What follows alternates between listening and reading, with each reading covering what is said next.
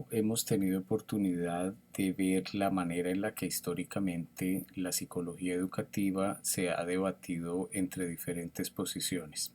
Estas posiciones entienden de manera distinta el objeto de estudio, las implicaciones para el trabajo y por supuesto esto tiene una serie de consideraciones en cuanto a los métodos apropiados para realizar este trabajo, las herramientas, las técnicas, los procedimientos, etcétera, etcétera. Todos estos elementos nos llevan a plantearnos la existencia de lo que el autor denomina como algunas tensiones fundamentales, que comienza planteándonos alguna cita de Scheuermann y otros que hacia el año 1993 se dan a la tarea de, bueno, investigar un poco cuáles son precisamente esas diferencias dentro de la psicología educativa que llevan precisamente a cuestionarla. Y a la letra dice: a lo largo de los años se ha producido un debate sustantivo sobre la relación entre la disciplina más amplia de la psicología y la disciplina de la psicología de la educación. Algunos autores han argumentado que la psicología de la educación representa una especialización en el seno de la psicología similar a la que representa la psicología cognitiva o la psicología social.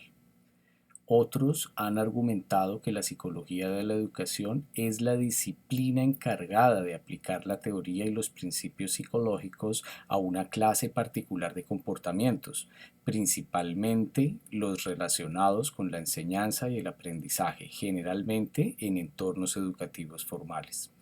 Y otros aún han argumentado que la psicología de la educación es una disciplina con sus propias bases teóricas, relacionada con la psicología pero independiente de ella.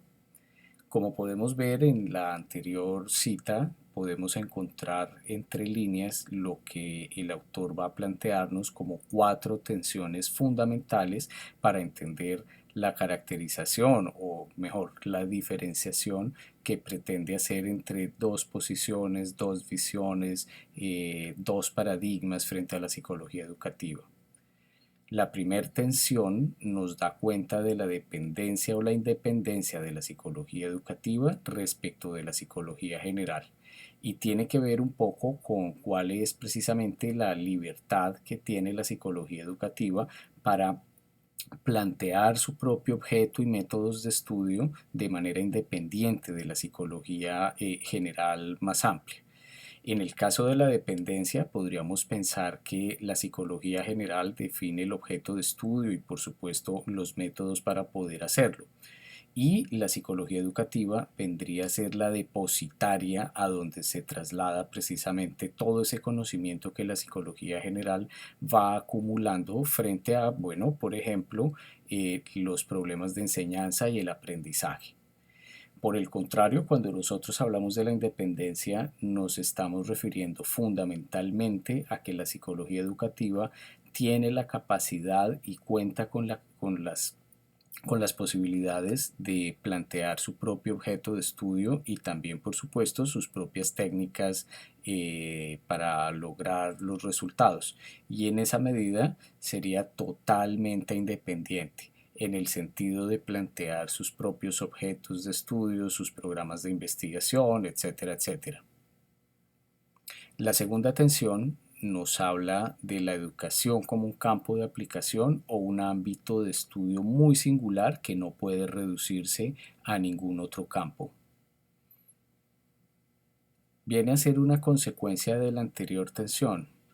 en la medida en que podemos entender que la educación es un lugar en donde, si bien se reconocen una serie de actores, una serie de intereses, la psicología educativa selecciona aquellos contenidos de la psicología general que dan cuenta de problemáticas concretas y busca trasladarlos, preocupándose de pronto por traducirlos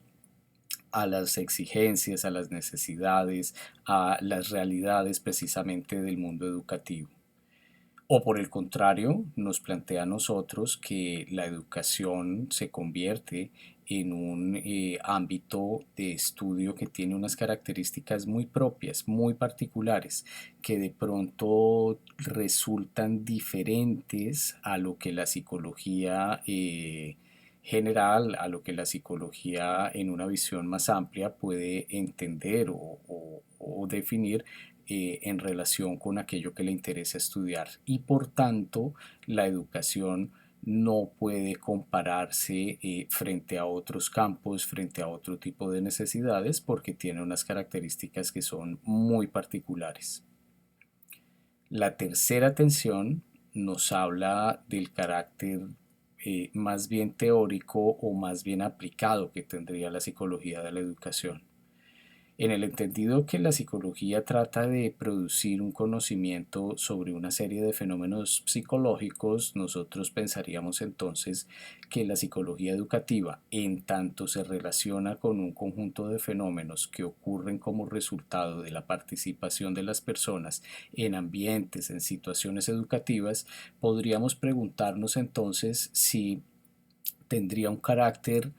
orientado hacia la resolución, hacia la transformación de aquellas situaciones que se consideren problemáticas en un momento determinado, o por el contrario, podría producir nuevas teorías y nuevas comprensiones en relación con la singularidad de esos fenómenos que constituyen el campo de lo educativo.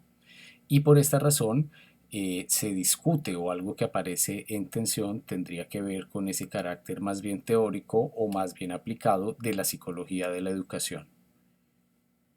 Por esta razón, la cuarta tensión nos plantea si el énfasis de la psicología educativa debería estar centrado en la teoría, en la investigación, frente a todo este conjunto de fenómenos, o si por el contrario debería orientarse hacia la práctica y el ejercicio profesional. De tal manera que cuando nosotros estamos hablando de la psicología educativa lo entenderíamos como un campo de producción de nuevos conocimientos en relación precisamente con todo lo que sucede en el mundo educativo, o de un saber que tiene una orientación mucho más práctica, de carácter de pronto más aplicado, que busca responder a una serie de necesidades que se configuran dentro de todo este campo, o dentro de todo este escenario educativo. Estas cuatro tensiones, en principio, lo que nos plantean es una relación muy particular entre la psicología educativa, la psicología general, alrededor de, bueno, cuál es el objeto de estudio, cuáles son los métodos y finalmente cuáles son algunas de las implicaciones que tiene tanto en términos de la formación como también en términos del ejercicio profesional, que como hemos visto muy rápidamente pueden entenderse de diferentes formas, ayudando precisamente a entender esa configuración o esas dos visiones que Cole nos va a plantear en su lectura.